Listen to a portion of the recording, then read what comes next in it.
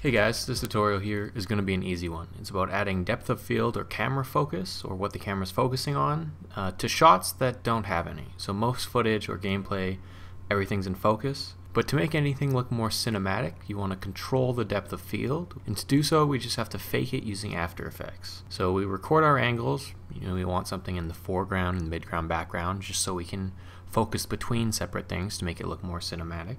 We're going to roto out the foreground piece, maybe a midground piece, and you're going to make those separate layers. So you're going to have your, say, 3 layers: your foreground, midground, and your background, which will just be the full original piece.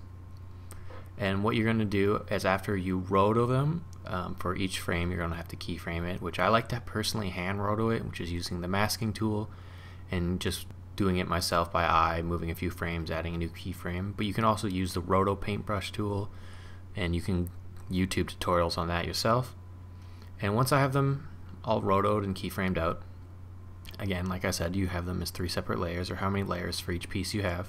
The effect I add is camera lens blur, so I'm going to add it to all 3, and you're going to have whatever piece you want in focus right now set at 0 on the blur, and anything out of focus at a higher amount of blur. Usually between 5 or 9 is a good number.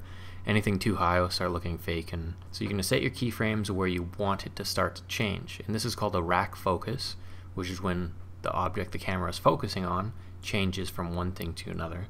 For this example here, we're going to rack focus from the foreground to the background. That means our first keyframes, we're going to have our foreground object at 0 and our background and midground objects out of focus. And then at our last keyframe, we're going to have our background object at 0, so in focus, and our midground object out of focus, and our foreground object out of focus. The trick to this is, in the middle, the focus would pass through the midground.